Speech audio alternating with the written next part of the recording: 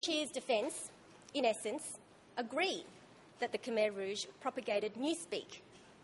They state that warlike metaphors were used by the CPK to describe ideological and political struggle.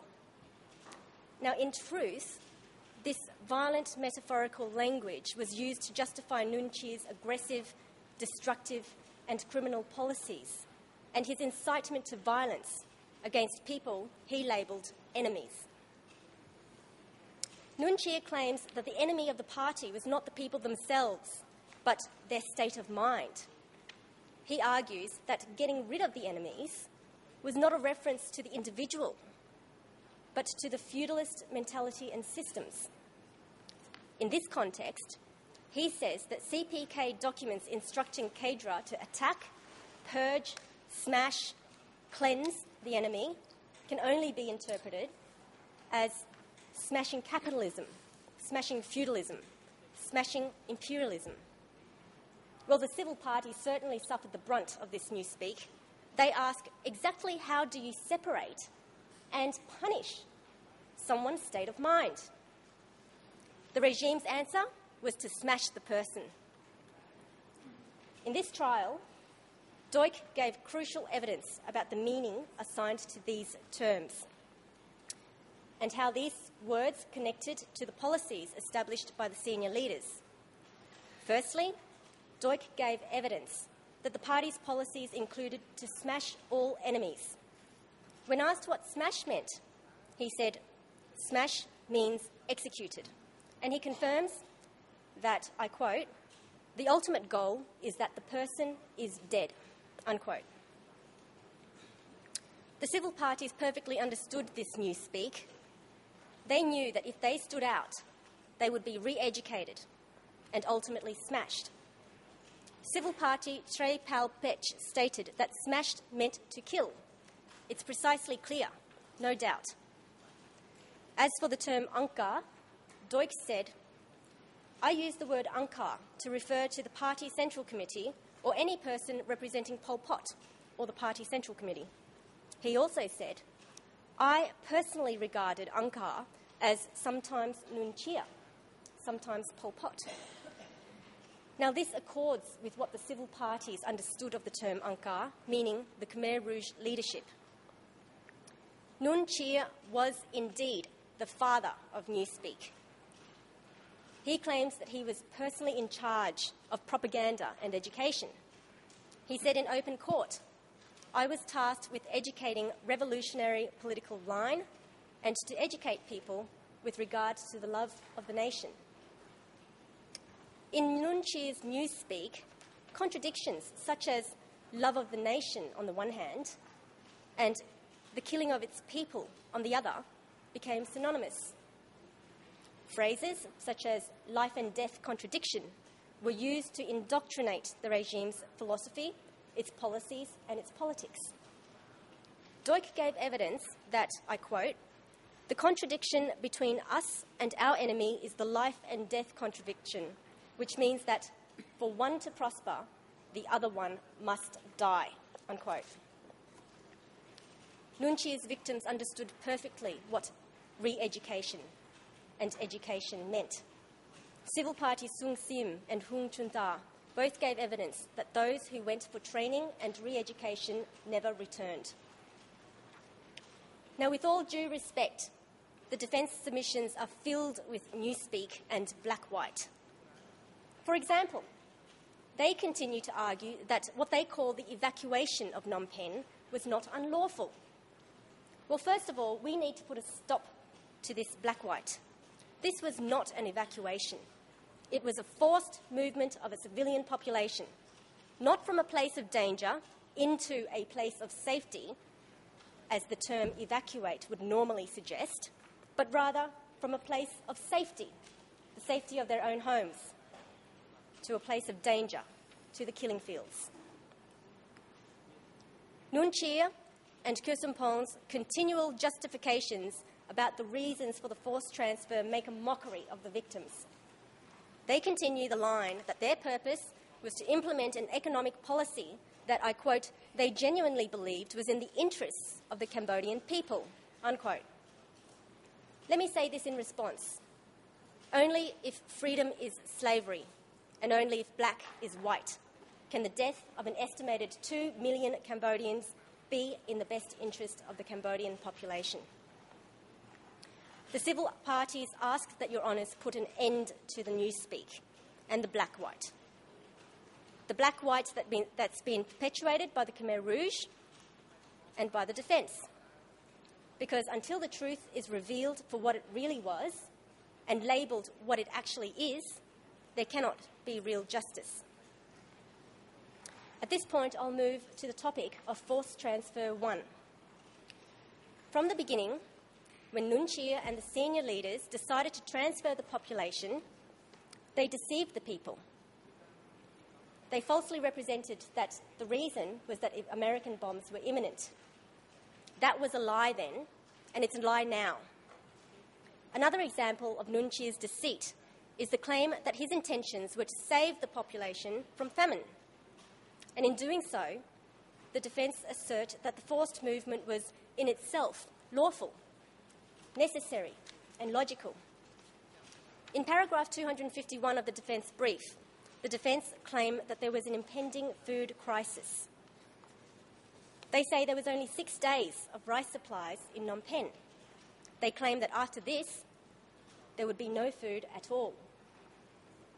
Now, I note that this assertion comes with no references, no sources, no evidence. Equally outrageous is paragraph 261, where the defence state that, and I quote, "Thousands of people would have died in Phnom Penh if the evacuation had not taken place," unquote. Again, no sources, no references, just more sweeping statements to excuse the mass crimes. Civil parties gave evidence that loads of rice were taken away from the villages. Denise Alfonco gave evidence that, I quote, "After each monsoon, they loaded up the rice stocks from the village. They left a minimum amount for us to have 2 bowls of soup or porridge per day, and they took all the rest away. We fought over scraps of food with their dogs, and their dogs had more to eat than we did," unquote. If Nuon Chea and Ker Sampong really had compassionate intentions, why, under their leadership, were rice supplies taken away from the villages, leaving the people to starve, leaving the people to fight over scraps of food with the dogs? Your Honours, the facts speak for themselves. Nuon Chea continues to blame others. He claims to know nothing about what was going on in a country where he was brother number 2. He denies this title, but that is certainly how everybody knew him and referred to him. Nuon Chea persistently blames others for the decisions that he made. He blames Prince Sihanouk. He blames Lon Nol. He blames the United States, Vietnam, Thailand. And when that's not enough, he blames the zone leaders and the local leaders and the authorities who implemented the policies which he admits to having made. And in doing so, he demonstrates a total absence of remorse and lack of insight into his criminality, then and now. Nuon Chea does say, perhaps to his credit, at paragraph 201 of his brief, that he would like to accept the mistakes that others had made. I quote, "Because I am the leader. But this mistake is the unintentional result of how we did our jobs, not because of a principle to smash people." This is at odds with Duyk's evidence that, I quote, "In real practice, there was a movement to evacuate the population, and in that evacuation movement, there was a sub-movement to smash people," unquote. Duyk also gave evidence that, I quote, "The policy was that whenever the party regarded someone as an enemy, we had to smash him or her. We had no way to contest it," unquote. Unlike Nuon Chea, Duyk had no reason to lie. He's already been tried and given a life sentence. He had nothing to gain. Importantly, as the head of S21, he had contemporaneous knowledge about the ins and outs of the regime. Duyk said that after Son Sen, Nuon Chea was his boss. Your Honours, we ask that you find Doik to be a credible and reliable witness. As for Nuon Chea's statement that the massive and tragic human consequences of his policies was an unintentional mistake, the civil parties argue that this was no mistake. Nuon Chea's policies were intentional. They were aimed at a total control of the population by whatever means necessary, including at the cost of 2 million human lives. As the prosecution said, for the senior leaders, the means justified the ends. Nuon Chea's excuses and justifications do nothing to exonerate his individual criminal responsibility before this court. Every decision has its consequences. Nuon Chea admits responsibility for the decision over Forced Transfer 1. He is therefore necessarily also responsible for the consequences of that decision. He is held to account for his intentional conduct in formulating the policies that authorised and directed others to carry out acts which directly led to the extermination of a large portion of Cambodia's population. The civil parties demand an answer to this question. Knowing what he now knows, would Nuon Chea have made the same decisions that he did in 1975? We ask that Nuon Chea personally address this question when he answers in this final statements. Turning to the issue of discriminatory intent against the new people, Nuon Chea defence argue that Nuon Chea had no discriminatory intent and therefore cannot be found guilty of the crime of political persecution. They say this is because the new people were treated, and I quote, more like the favoured group, the base people, unquote. In carrying out this line of defence, the Nuon Chea defence has adopted the same newspeak employed by the senior members of the Standing Committee. The defence argue that the new people suffered additional hardship because they were inexperienced with farming. As the theory goes, the new people, I quote, experienced for the first time the difficulties of new life working in the fields, as rural Cambodians had done for millennia, unquote. Contrary to this, Your Honours have heard civil parties' evidence about working from 5 a.m. to 10 p.m. every day, exposed to the rain and sun, without adequate food, under threat of violence and murder, and constantly under the surveillance of Big Brother, Angkar. Now, favourable treatment would normally imply that one has consented to and actually enjoys the treatment received. To demonstrate the forced, coercive nature of the transfer, civil parties Su So TV and Yim Sovan both gave evidence that they were ordered to leave the city at gunpoint and threatened to be shot if they did not leave. There's been ample evidence given before this court about the horrific acts against human dignity committed both during and after the forced transfers. I'll not repeat all of that evidence, but in summary, the collective picture painted by the witnesses and civil parties can be described as hell on earth. The Nuon Chea defence asserts that when they arrived at their destinations, the new people were treated equally as the base people. Well, this is true, insofar as both groups were equally rendered into the condition of slavery. However, the civil parties submit that the new people, in particular, were subjected to discrimination. The first step to discrimination is the identification process. In this case, the evidence is that the new people were identified based on their perceived political affiliation. Civil party Chow Ni gave evidence about being identified as a 17 April person. He said, "We were not treated equally. We were regarded as imperialists, or rather, capitalists. They regarded us as those who reaped the benefits of the peasants." Civil parties Yos Fal and Yim Sovan and many others gave evidence that they were required to submit biographies and to identify their previous occupations, their status, and those of their family members. Civil party Lei Boni said, I quote, "Their intention was to eradicate us so that newborn people would have new ideas following Angkar's thinking," unquote. This is corroborated by civil party Denise Alfonco, who gave evidence that UNCAR wanted to eliminate the entire social class of individuals, intellectuals. They were intentionally letting us die of hunger. It was carefully premeditated and organised from A to Z, unquote.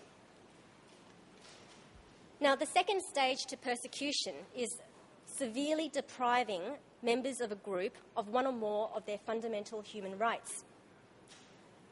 The prejudicial effect of Nuon Chea policies for the new people was clear and tangible. Uprooted from their homes, the city dwellers were forced to leave all their belongings, their family homes, their livelihoods. All the social structures that sustained their way of living was destroyed.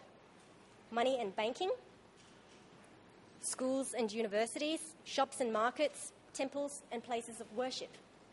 These were all eradicated. The people were then expected to refashion themselves to adapt to life in the countryside. Their deprivation of fundamental rights was based on the perceived political affiliations and values.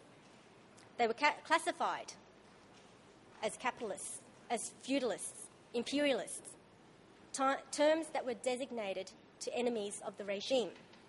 And on this basis, they were deprived of all their fundamental human rights and freedoms. The impact on Phnom Penh residents was shattering.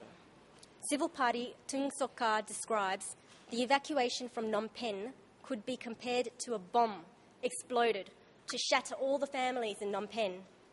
We separated from family members, from friends, and we suddenly lost all that we earned. Apart from the deliberate smashing of supposed enemies, the civil parties also provided ample example and evidence about the deaths that resulted from starvation and the conditions of forced labour in the cooperatives. As for the charges of extermination, both defence teams have disputed the death toll. The civil parties query, how many deaths do the defence consider necessary to meet the threshold for this crime? Whether there was 1 million, 100,000, 1,000, even 100, there is overwhelming evidence that many people were killed. Even Keu Sampong's defence have acknowledged that even one victim is one too many. The civil parties submit that in law, to make out the crime of extermination, there is no need to establish that any specific number of people died, or that a very large number of people died, so long as all the substantive elements of the crime are made out. Jurisprudence from the Court of Appeal in the ICTY case of Milan Lukic upholds the trial chamber's finding that the killing of 60 people amounted to the crime of extermination as a crime against humanity. The citation for this case is provided in the list of documents that were distributed to parties this morning. So, on the totality of facts, civil parties argue that the impact of Nuon Chea's forced transfer policy on the new people was in fact, and was intended to be, discriminatory. My learned friend's client might call that favourable treatment, but here's what my client, Mr. Nu Huan, has to say. I quote, "The so-called organisation at that time was a brutal regime. They wanted Cambodian people to live in freedom, in a sovereign state with territorial integrity. You wanted people to have clothes to wear, shoes to wear, and a cap to wear as well. But the fact was that this policy does not apply to everybody. In other words, there is no one-size-fits-all in their policy. They designed the cap, one size of the cap, and then they forced people to actually wear it. And that does not fit with the people. Now, we cannot actually cut our feet to fit the shoe. It should be the other way around," unquote. Mr. Nu Huan was speaking specifically about the prejudicial treatment of new people by policies made by the senior leadership. Nuon Chea's policies, which forced new people to conform to one standard, to become what they are not, with the result of severe harm and mistreatment imposed upon this group. Cutting their feet to fit the shoe as Mr Nguyen Huan said. That, Your Honours, in our submission, is the definition of discrimination. We submit that the adverse treatment received by the new people meets the requisite threshold to establish that there was discriminatory intent that was required for the persecution of a civilian population on political grounds as a crimes against humanity. Your Honours, at this point, I'll turn to the subject of forced transfer too, and in particular, about the selective use of witness statements by the Nuon Chea defence. The defence asks Your Honours to acquit Nuon Chea on the basis of random extracts of witness statements taken out of context. One example is the defence use of the testimony of civil party Lay Boni. The Nuon Chea defence asks Your Honours to find that the victims were happy to join in the second population movement because there was more food in Battambang. Conveniently, the defence have omitted the fact that Ms Lay Boni had been told by a commune chief that food would be plentiful in Battambang. And this was a pretext to trick her into partaking in the second forced transfer without resisting. The defence also deleted her testimony that she did not volunteer to be transferred, but was in fact ordered to go. At the time, Ms Lay Boni was a mother of 3 young children. Her family had just been forcibly marched from Phnom Penh on foot and without sufficient food. She had a choice to stay in the first cooperative and to face starvation and anticipated punishment for disobeying the order to move, or to submit to the second forced transfer with perhaps a faint hope that the conditions in the next cooperative might be a little bit better. Faced with this catch-22, who would not choose the prospect of more food and the potential possibility of a better life for their children? The Nuon Chea defence ask Your Honours to find that food and basic necessities were provided to victims of the second forced transfer.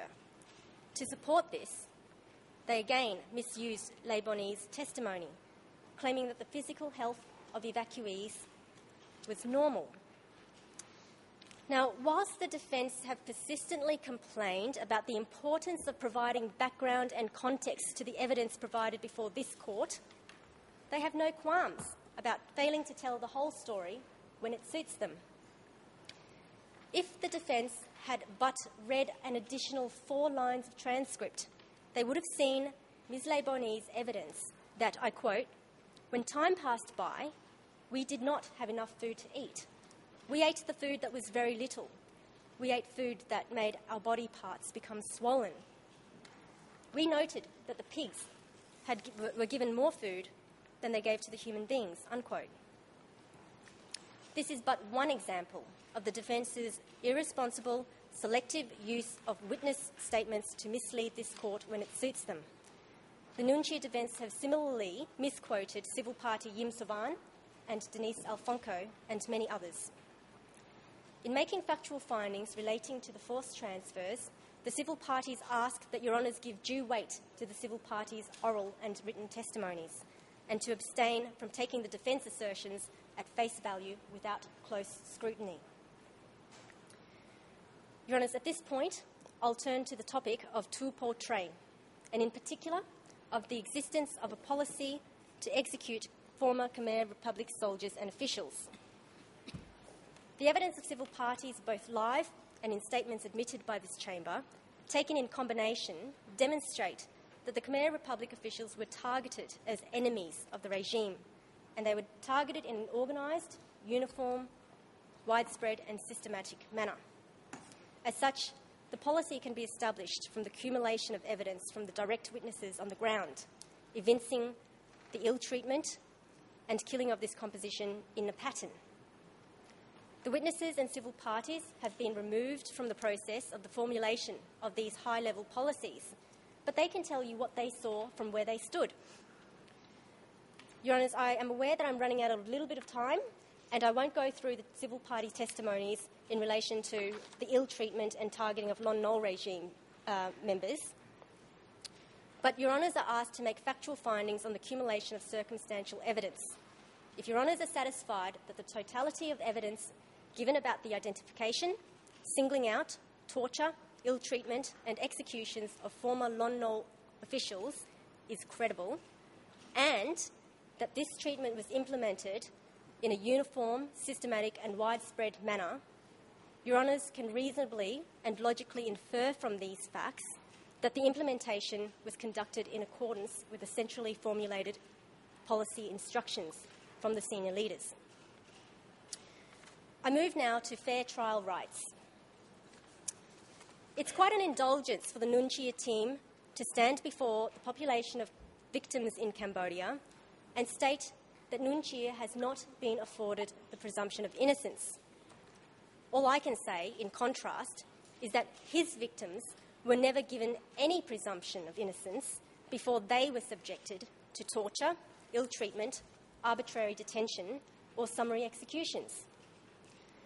The victims at S21 come to mind, particularly as they face certain extrajudicial killings, and Nunchia knows very well what went on in S21. His national defence conceded that he received 25 out of over 4,000 confessions, of which 6 of which he personally annotated. As for the establishment of the extraordinary chambers, Nunchia argues that this hybrid tribunal was established because a domestic court might not try the case to international standards. But he also claims that he can never have a fair trial because most of the judicial officers in this court are nationals of France, the United States and their closest allies. Using Khmer Rouge logic, the defence has called this a trial against ideology, arguing that the judges could never fairly adjudicate this matter because they come from the same so-called imperialist countries from which Nunchia purportedly sought to protect Cambodia.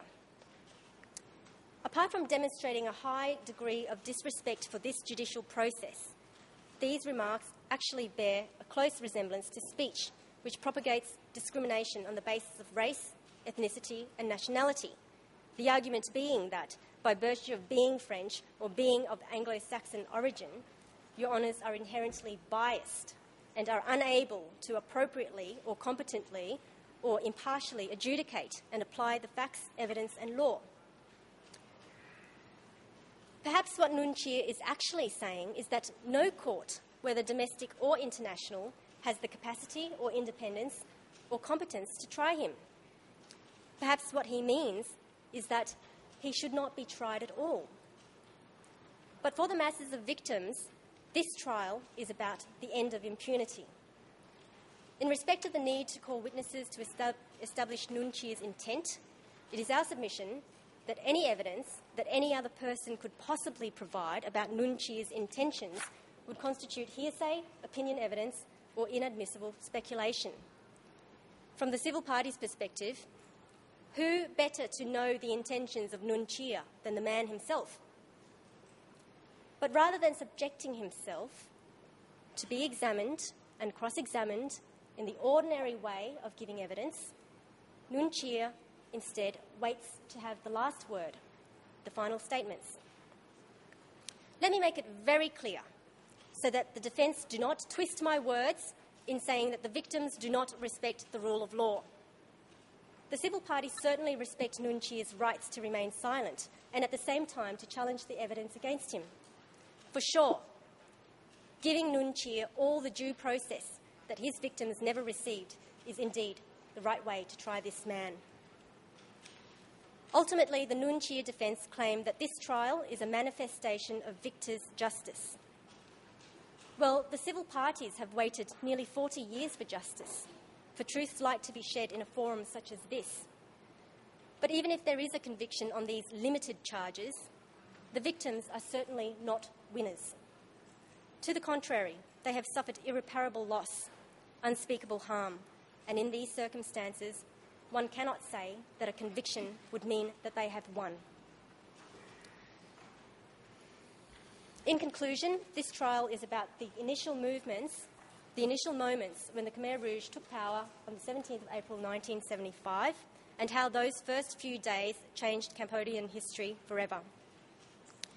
The participation of the civil parties has enabled this process to meet with, present and to confront the human faces behind the tragic history, the faces of both the victims and the perpetrators of criminal policies that were executed in the name of the faceless Angkar. Justice comes in many forms, and in a court of law, the civil parties, for them, justice manifests as the right to be heard and to be believed, the right to have harm acknowledged, and the right to reparation for harm suffered. The civil parties and the victims entrust this court with the task of giving them the justice they deserve. Your Honours, this concludes my rebuttal to Nuon Cheer's closing statements, and I now hand the floor to my colleague, Ms Mok Savanary, to address the submissions of Khieu Sampong.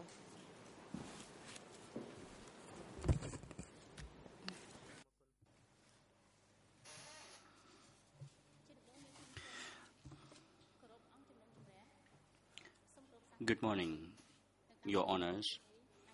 Good morning, members of the public, and good morning to the civil parties whom I am representing. I will try to be brief, and I try to be as specific as possible to the points raised by the defense team of Mr. Khieu Sampong. I would now like to address the personality and role of Mr. Khieu Sampong during the Democratic Cambodia. Too, I will touch upon the reliability of the testimony as well as evidence presented before the chamber. And lastly, I will present about the statement of the civil parties who were not summoned to testify before the chamber and the reliability of those statements. And finally, I would like to present about the methodology employed by the defense team of Mr. Khieu Sampong and in relation to the various evidence brought up by the defense team.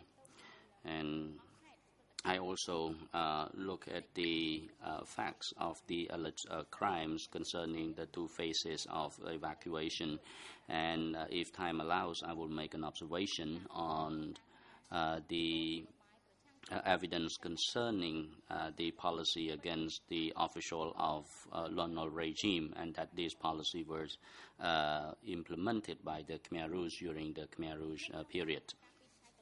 Over the last 2 days hearing, particularly when the defense team for Khieu Sampong raised, he has repeatedly made and tried to have the chamber believe that Mr. Khieu Sampong was of good personality, and in addition he tried to present various good qualities of Mr. Khieu Sampong that people talk about it during the Sangkum Rinhajum era. He said that Khieu Sampong was a serious, meticulous person. Now I would like to present to the chamber that what has been raised by the defense team is not at all correct. They raised about the testimony of Mr. Bong Shou, who said that Mr. Khieu Sampong was Mr. Clean. I would like to make a clear observation that it is easy for Mr. Bong Shou, who did not go through the Khmer Rouge period, who did not suffer during this regime. He describes Mr. Khieu Sampong as Mr. Clean during the Sangkum Rinhajum era. That was not at all relevant to what happened during the Democratic Cambodia period. And I would like to say that the civil parties were the survivors of the Khmer Rouge. They did not believe at all what the defense team for Khieu Sampong raised in this trial. Myself, I did not come across this regime. I was a younger generation of Cambodian who was born after the regime, but I almost believe what the defense team said, but based on the various evidence and testimony of witnesses and victims, I cannot believe what the defense raised, and I believe that he was not as clean as what others might have presumed. Now, the defense team have told the chamber that he was a meticulous person. So this is clear in itself that he must have known what have happened during that times, including the people who rely their fate in the hands of the select few of the leaders of the Khmer Rouge. The defense teams for Khieu Sampong said that Mr. Khieu Sampong was an intellectual. Based on the statute of the Communist Party of Cambodia, he did not satisfy the criteria to become a person trustworthy by the CPK. That was not a correct assumption, and I believe that this is a failure in itself to raise this point as a defense for this case. As the Chamber may be well aware that during the Khmer Rouge period, the intellectuals were recalled back to Cambodia, and they were all, almost all were executed, and most of them were executed at S21. So we can ask a literal question why Mr. Khieu Samphan was there during the entire period, and instead he was appointed a leadership position of this regime. Why was not he sent for re-education, or to put it simply, the language used during the Khmer Rouge period was sent for smashing, but instead he was appointed numerous important positions, as the prosecutor have already brought them up. And following the demise of this regime, he has never admitted that this regime committed any wrongdoing. He never said that Pol Pot had committed the crimes of against humanity. So what does this say? Of course, he was the allies of Pol Pot. He was the allies of this regime. Now, if we look at the situation when people were being evacuated of their homes and the execution of the people afterwards, it demonstrates that he participated with conviction that he wanted to be part of the policy to transform Cambodia to be a great leap forward country, a glorious regime. When people were forced to work in the rice field, when people had to work in the field where the corpse of their national compatriots were buried. Concerning the reliability of the statements of the civil parties as well as the testimony in court by civil parties, I would like to inform the Chamber that the defense team for Khieu Samphan tried to manipulate the statements of the civil parties as well as witnesses. In June 2012, the Chamber never guaranteed to the defense team that those documents were considered, was assured that the written statement admitted without cross-examination would be entitled to little or no weight. Rather, this Chamber has stated that under no uncertain terms, in no uncertain terms, rather, that where civil party written statement go to proof of matters other than the acts or conduct of the accused, or otherwise meet the criteria of Internal Rule 87.3, the Chamber can find this evidence admissible without requiring the individual's attendance at trial, or may, under certain circumstances or under certain conditions, rely on this material.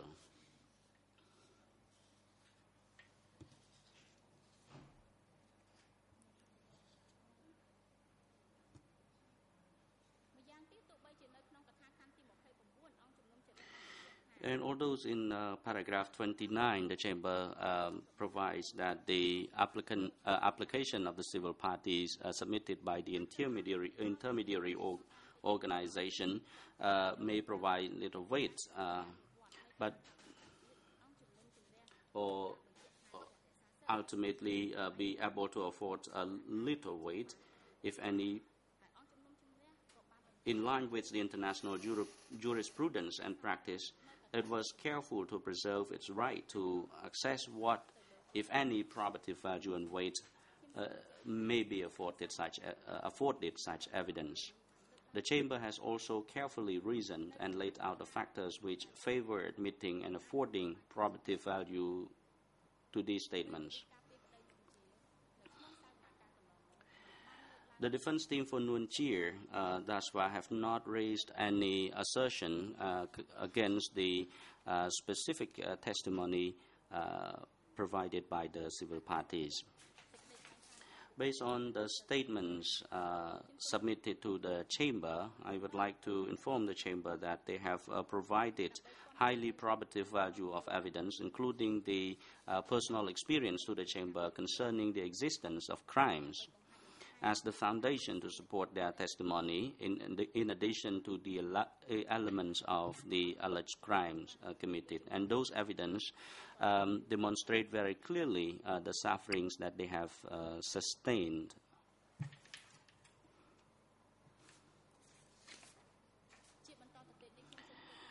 Now, I would like to make some observations concerning the defense for Khieu Samphan when he made his closing statement. The first issue that I would like to inform the Chamber concerning the excerpt of the testimony they brought up in their final brief as well as in the closing statement.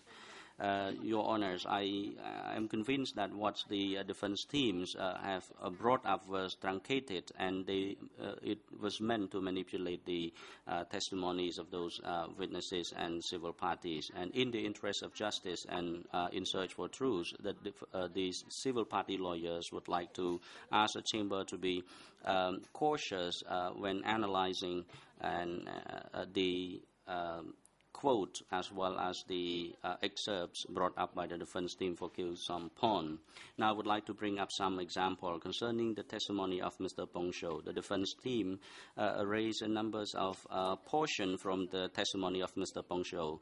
They said that Pong Sho testified before the chamber that the Khmer Rouge were kind to the people, and the Lon Nol soldier, on the other hand, was very cruel and unkind to the people, and then people were left with no choice but to join the Khmer Rouge.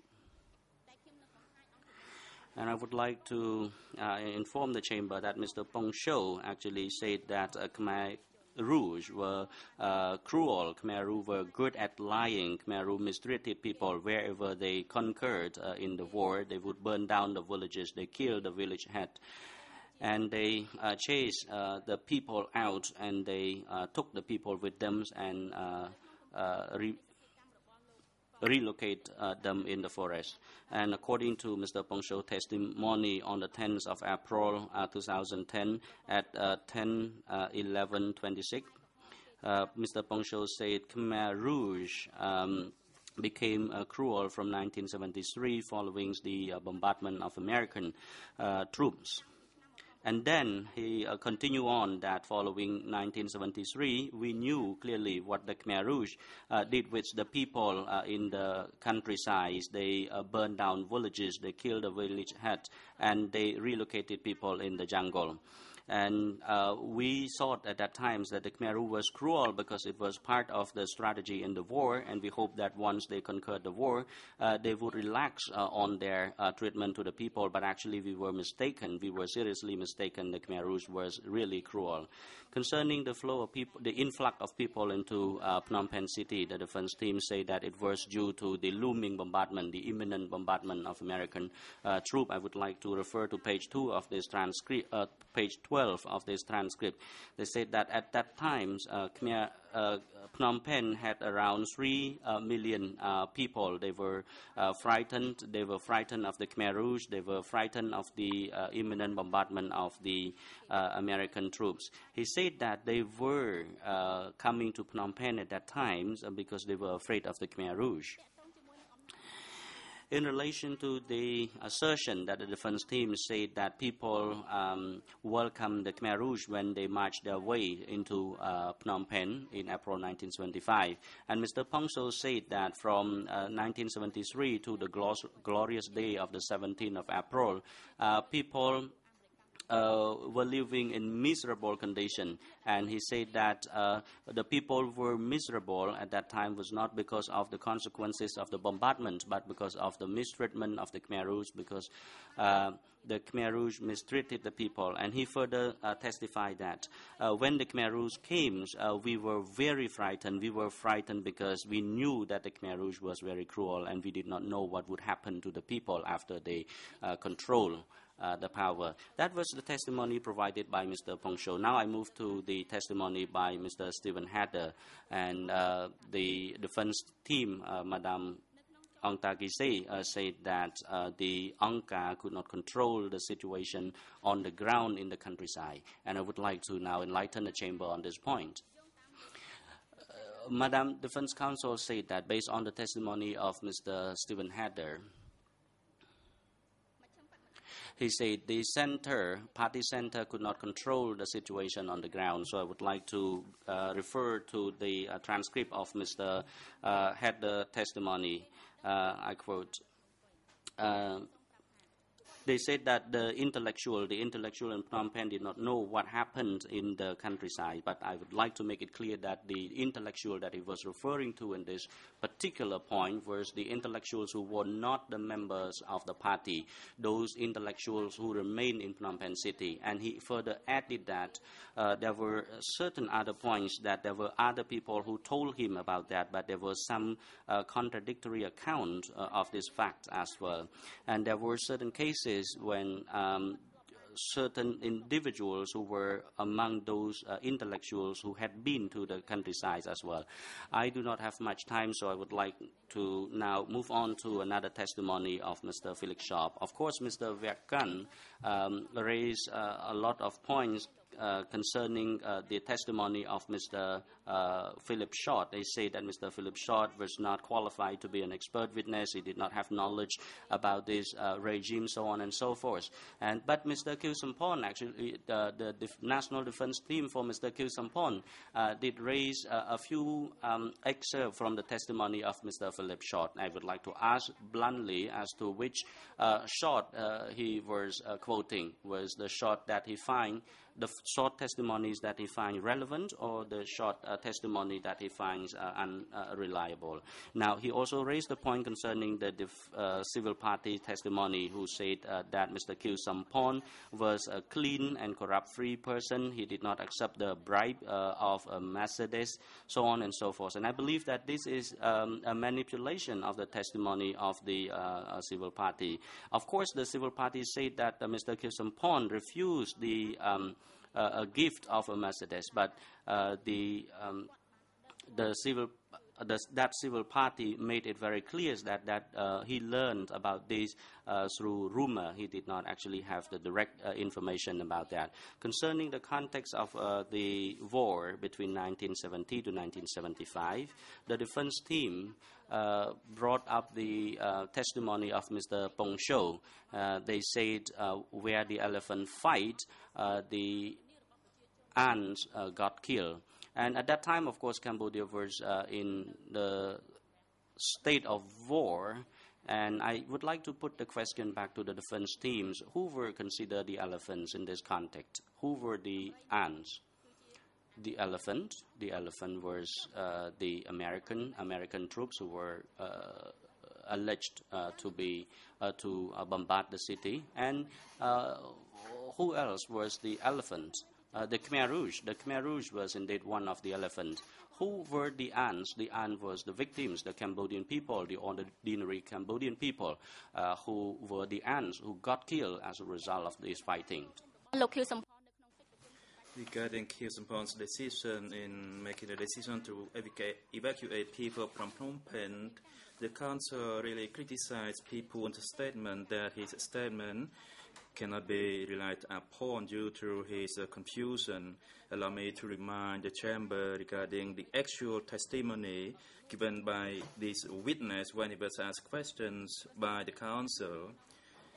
If we look at the transcript of this witness on the 2nd of August 2012, when Khieu Samphan defense put the questions to the witness, we could see that the techniques employed by the defense counsel were reminded and warned 13 times.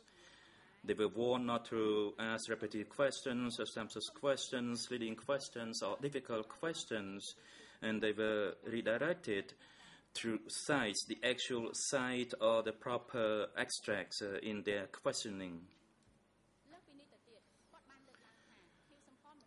The council also added that Khieu Samphan did not participate in that meeting to decide on the evacuation, as Nuji said. Allow me to remind the chamber that Nuji is one of the co-accused. So please use your common sense whether this accused testimony is credible.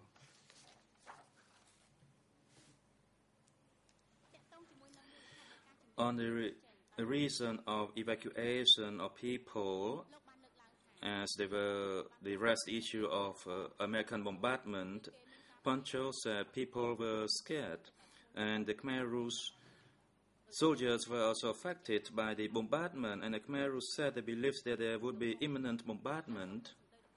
But Poncho's actual transcript on page 15, that is on the 10th of April 2013, he stated that I do not believe that Americans would drop bombs.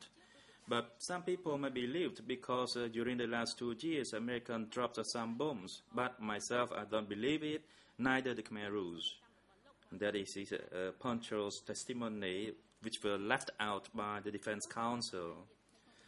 Poncho also added on page 13 of the transcripts that in addition to the American bombardments or the cleaning of the city, the purposes of the Khmer Rouge was that the Khmer Rouge cadre told me if the people in the cities go to the countryside to harvest, to plant the rice, then they will learn to know the real value of everything. He also added that on page 19 in the Khmer language, the Angkar was skillful in lying to the people. They used the pretext for people to return to Phnom Penh, and later they were executed. They asked their names to be registered on the blackboard, and Angkar would give them their previous position. That was a lie to kill. Once again, Your Honor, civil party would like to urge that because of those lies, they were forced to leave their peaceful homes, to wander into miseries, as Your Honors have heard.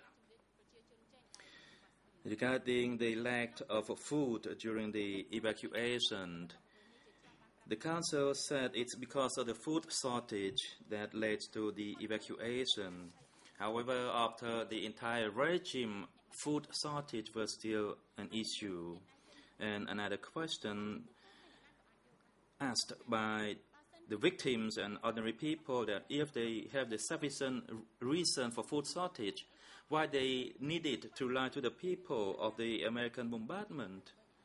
They could tell the people the truth. Because of the food shortage, that people were evacuated, and that they should be returned to Phnom Penh after the resettlement, but that was not the case.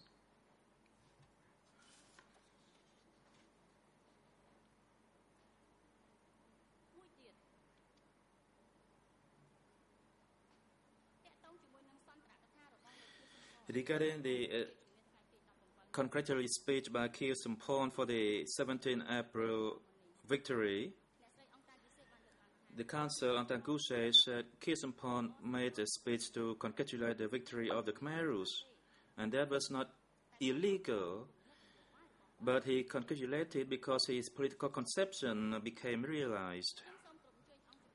I'd like to invite the chambers to actually read the arguments concerning the role and the duty of Khieu Samphan as submitted by the Council of Khieu Samphan. Kong Sam-on said he forced himself to join the Khmer Rouge movement. The question can be asked by Your Honours that if Khieu Samphan did not volunteer to join the movement, why he had to congratulate the victory? Was it not because of his political idea realized? His idea is one and the same of the ideas by the Khmer Rouge leaders, as he was one of them.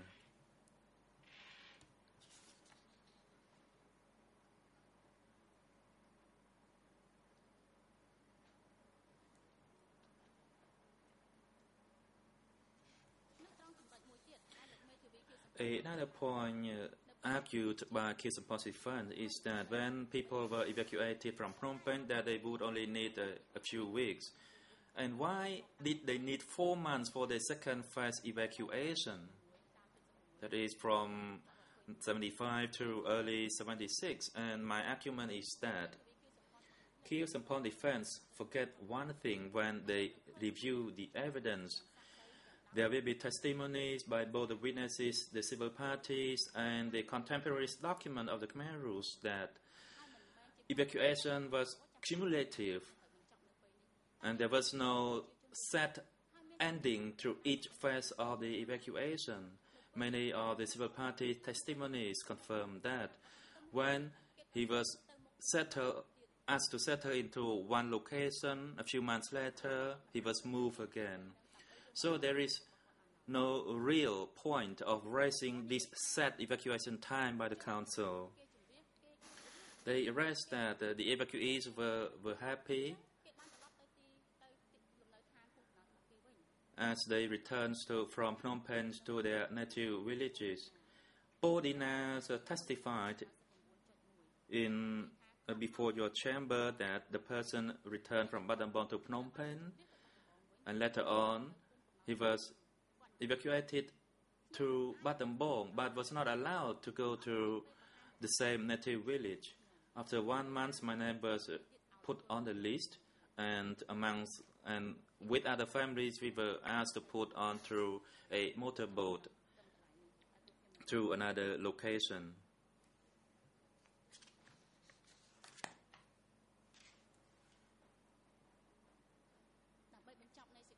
And to conclude my rebuttal statement, Your Honours, I would like to remind the accused Khieu Samphan that humanity is one main factor that all leaders should consider as a priority in leading the nation and the people. Here I stand to speak about humanity, not about your psychology or the ideology. Humanity and people should be taken care of by the leader and the government. They are not subject of a war. And you have to consider the sacrifice that they make during your leadership. You said that you always love the country and the people, and you made that statement clear before this chamber, before the victims. And that you have to be responsible for what happened under your leadership, that this country became a killing field and it left a very dark chapter in the history for the next generations of the Cambodian people. And I believe your idea, your patriotism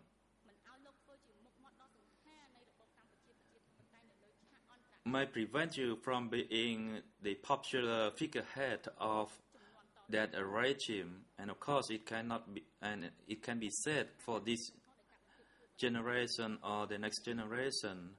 If you gradually bow your head to acknowledge what happened, you may be pardoned and forgiven by millions of victims under your regime of 3 years, 8 months and 20 days. And finally, the civil parties believe that all the questions that they have concealed or they have asked themselves or amongst each other is why such acts were committed, and that was raised during the first day of the closing statement by the lead co-lawyer. The victims believe that after this historical trial, all these questions can be answered and they will get the answers. And that is the importance of their participation as a party to this criminal proceeding in the names of victims to this grievous crime, that is the crimes against humanity. I'm grateful, Your Honor.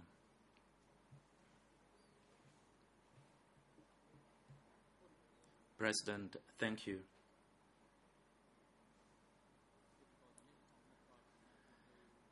The Chamber would like now to give the floor to the prosecution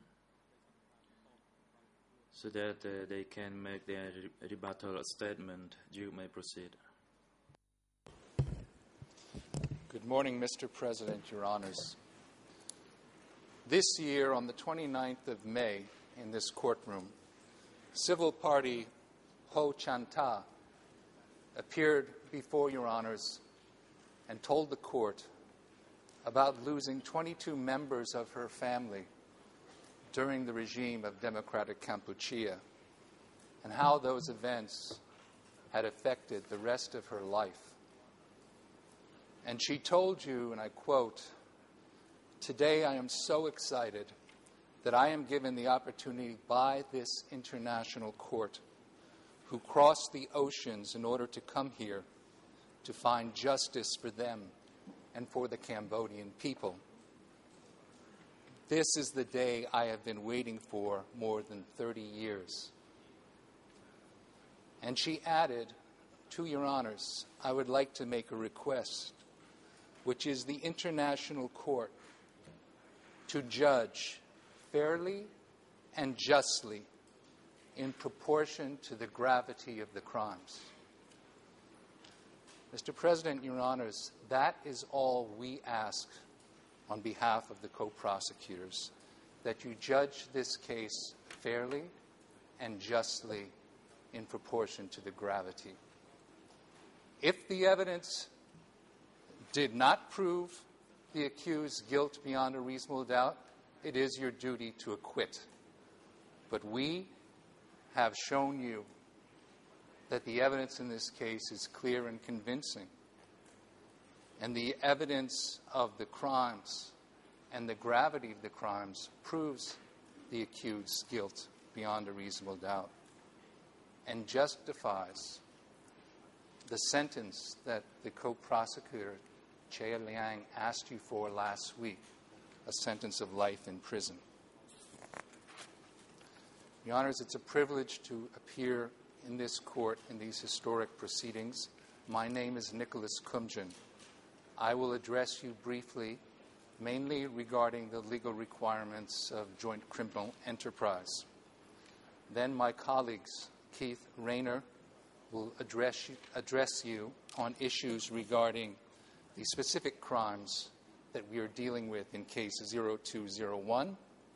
My colleague Dale Lysak will address specifically issues related to the responsibility of Nun Chia, and Tariq Abdul Haq will address issues related to the liability of Q Sampan. Over the 4 previous days of court hearings, we heard submissions from very talented, experienced, well-staffed defense teams, vigorously defending their clients. But what they told you is that this entire trial is a propaganda exercise on behalf of the backers of the court, and is and never was intended to prove the truth of the charges, that it's just propaganda. Their very arguments disprove that allegation. Your honors allowed them for 4 days to put forth all of these allegations and all of these arguments before galleries filled with hundreds of people, broadcast over the internet to the world. So this is not a propaganda exercise. The defense has been given every opportunity to make its allegations. This is a trial dealing with the truth.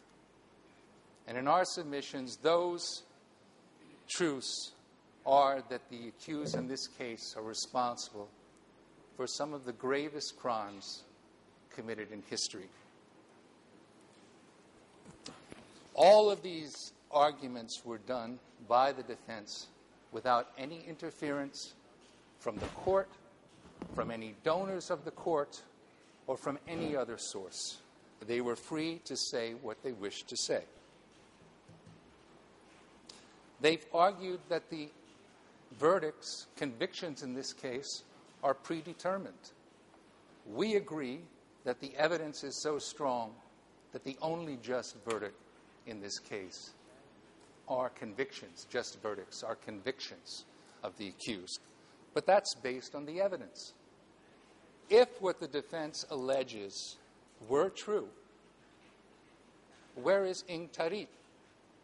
We started this trial with 4 accused, but your honors ruled that because of her mental incompetence, Ing Tariq could not get a fair trial. So what these proceedings have shown is that every effort is being made to assure the accused get a fair trial. The defense would have you believe that Q Sampan and Nun Chia are victims of an international conspiracy. This is both illogical and delusional. There's no need by anyone in the international community or in Cambodia to discredit the Khmer Rouge. They are already discredited. They have no popular support, no international support today. They are politically and militarily inconsequential. This case isn't about politics or propaganda. It's about addressing crimes, historic crimes of the greatest magnitude that happened a long time ago. But in this if international law is going to mean anything, crimes of this gravity cannot be ignored. The defense even attacked the prosecutors and, Your Honors, the judges, saying that we were incapable of understanding their clients because, among other reasons, we come from capitalist countries, some of us, and former colonial powers. Who actually made these arguments on behalf of the defense? Lawyers from the former Asian colonial powers of France and Australia. They make the argument that the prosecutors and the judges must be following the orders of other states. But it's clear, I compliment them. They did a tremendous job for their clients. They have very talented teams. They fought vigorously, and they continue to fight vigorously on behalf of their clients. Clearly, although funded by the court, clearly, although they are lawyers from France and from the Netherlands, and many of their colleagues from the United States, taking orders from no one, trying to uphold justice on behalf of their clients, this proves that there is no interference, we are capable of doing our duty. There is an arrogance, frankly, in that defense argument, a feeling of moral superiority that somehow defense counsel are capable of fulfilling their roles in a system of justice, but prosecutors and judges are not. And for those who may not have that experience, this is not the first time in an international tribunal that desperate defense teams have made that allegation. Just recently, in the appeal decision in the trial of the former president of Liberia, Charles Taylor, the appeal court addressed very similar allegations by the defense for Charles Taylor. In paragraph 717, the concurring opinion of Justices Winter and Fisher stated, furthermore, suggesting that the judges of this court would be open to the argument that we should change the law or fashion our decision in the interests of officials of states that provide support for this or any international criminal court is an affront to international criminal law and the judges who serve it. The defense has interjected a political and highly inappropriate conceit into these proceedings, which has no place in courts of law and which has found no place in the judgment of this court. And we are confident that the same is true for Your Honors. The defense arguments, we also believe, have assisted in focusing on what are the real issues in this case.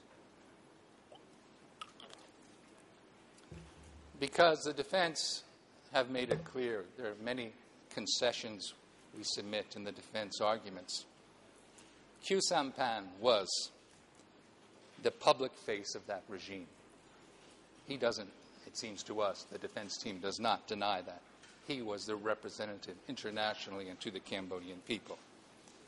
Nun Chia's team repeatedly acknowledged he was second in command of the CPK in the Democratic Republic of Kampuchea, those that ruled the country during that regime. So really, I believe what we can agree on with the defense is this trial is about the policies of the CPK, of Democratic Kampuchea, of the Khmer Rouge. Were those policies criminal or were they legitimate? Were they simply fulfilling their ideological beliefs, or did their actions amount to crimes? In our view, the answer is absolutely clear. Throughout that regime, there was a campaign of crimes directed against the Cambodian people. Ideology is not the issue in this case. The accused are not being prosecuted because of their ideology. They could have been espousing capitalism. They could have been espousing a fascist ideology. It doesn't matter if people are advocating a religion or theocracy, or they claim that they're taking actions to fight terrorism. When governments or those in power, in order to achieve whatever political objectives they have, subject citizens, civilians, to crimes such as persecution, enslavement, torture, murder, that is a violation of international law. It is not their ideology that's at stake. It's not their ideology that we attempt to discredit. They discredited themselves with the 4 years of crimes against the people of Kampuchea that regime carried out. And, Your Honor, we have in our submissions discussed various modes of responsibility that apply legally to the crimes that took place. I'm going to concentrate on one, and that is joint criminal enterprise, because we believe it is probably the mode of responsibility that best describes the conduct. That ultimately will be up to Your Honors. The case law is clear that when multiple different modes are applicable, it's up to the trial chamber to choose the one that they believe best fits the facts of this case.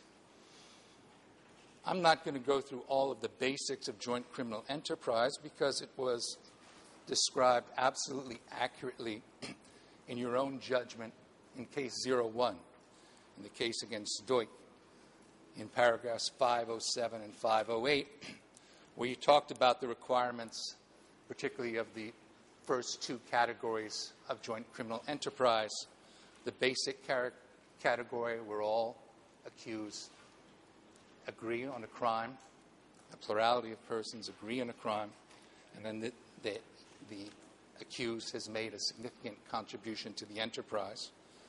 And the second category, which is a systematic joint criminal enterprise, where characterized by an organized system of mistreatment.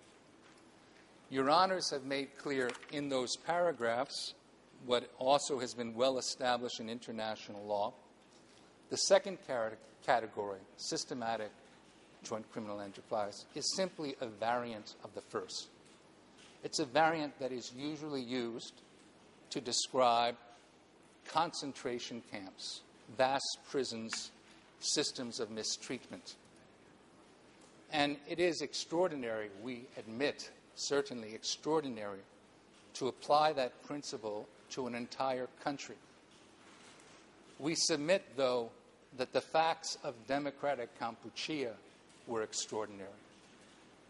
Democratic Kampuchea is not similar to other historic events and was a system nationwide of mistreatment of the citizens of Cambodia.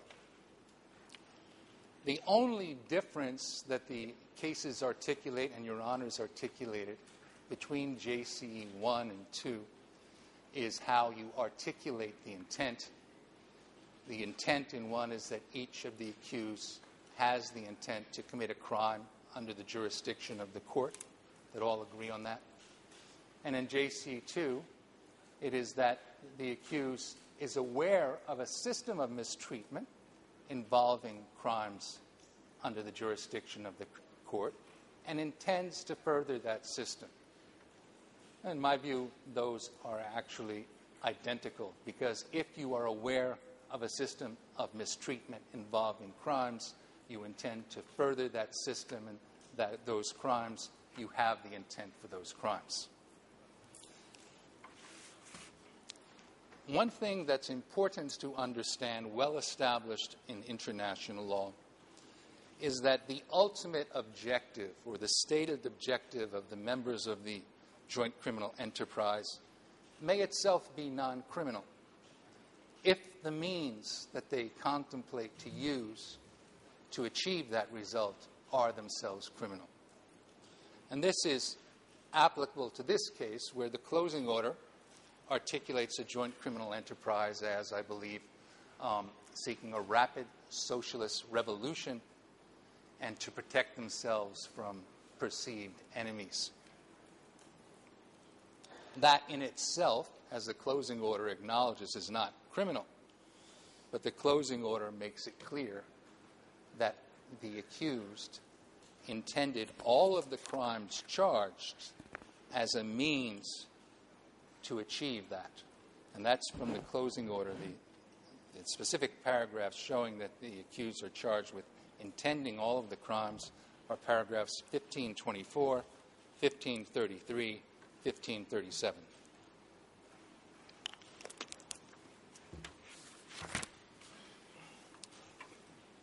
This issue came up again in a decision in the Charles Taylor case. There was a decision of the appeal chamber from the 1st of May 2009, where the appeal chamber reaffirmed, quote, that the common purpose comprises both the objective of the JCE and the means contemplated to achieve that objective. In Taylor, the objective was charged as controlling the people and resources, the people and territory of Sierra Leone, and in order to exploit the resources, not itself a violation of international law, but the indictment made clear that was to be achieved by means of terrorizing the civilian population in order to control the means and territory. So the appeal chamber found the indictment proper because the means that were contemplated to achieve the JCE were criminal. Similarly, in the Martich case from the ICTY, the indictment had charged an objective of uniting ethnically similar areas. And the appeal judgment, paragraph 123, stated that the objective of uniting these areas was not itself a criminal purpose, but, quote, where the creation of such territories is intended to be implemented through the commission of crimes within the statute. This may be sufficient to amount to a common criminal purpose. And one thing important to keep in mind, intent is not the same as motive. It is not necessary to show a person intended a crime to show that that was the specific objective that they sought, so long as it is clear that they were aware that the consequence of their action would, in all likelihood, it's articulated different ways in different systems, in the natural course of events, would achieve that result. This is how Your Honors described that intent in Case 01 in your judgment in paragraph 481. The accused must have acted with the intent to commit the crime or with an awareness of the substantial likelihood that the crime would occur as a consequence of his or her conduct. The Lubanga judgment, the International Criminal Court, dealing with a very similar mode of responsibility that they call their co-perpetration, said in paragraphs 986 and 987 that the elements are established if, quote, implementation embodies a sufficient risk that in the ordinary course of events a crime will be committed. And the trial chamber in Lubanga found that Article 30 of the ICC statute, which deals with intent, is satisfied if, quote, co-perpetrators are aware of the risk that the consequence prospectively will occur. And this is extremely relevant to this case and some of the defense arguments, because, Your Honors, there can be no doubt in that forced transfer from Phnom Penh in April of 1975. Many people were dying of starvation, of dehydration, of lack of medical care. People whose undoubtedly names Khieu Sampan, Nun Chia do not know. People who they never met. And it's not necessary for us to show that they intended that specific death. What's necessary to show is simply that they were aware that the consequence of their action, in this case expelling millions of people with no notice in April from the Phnom Penh, would result in these deaths, would result in killings and other crimes that occurred in the course of these transfers. Further, Your Honor's, intent may be inferred. That is clear from the case law. It can be inferred in many ways. In Kraishnik, at paragraph 890, the trial chamber and the trial judgment said that the information the accused received during this period is an important element for the determination of his responsibility, because knowledge combined with continuing participation can be conclusive as to a person's intent. And this is exactly what the evidence shows with Nun Chia and Khieu Sampan, who continued as second in command and as the public face, the representative of the Khmer Rouge, clearly with information, knowing about the ongoing crimes and terror. They continued to participate, demonstrating without doubt this was their intent, to further these crimes. In Kavachka appeal judgment, paragraph 243, the ICTY appeal chamber said an intent to further the efforts of the joint criminal enterprise, quote, may also be inferred from knowledge of the crimes being perpetrated in the camp and continued participation in the functioning of the camp.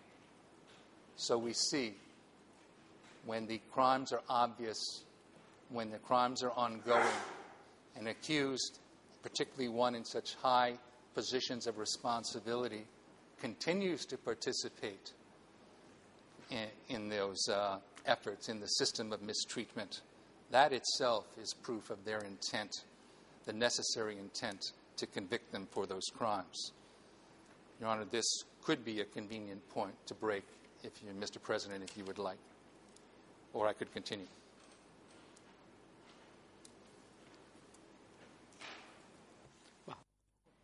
President, thank you, Prosecutor. The time is appropriate for a short break. We will take a break now and return at 10 to 11. សូមក្រោកឈរ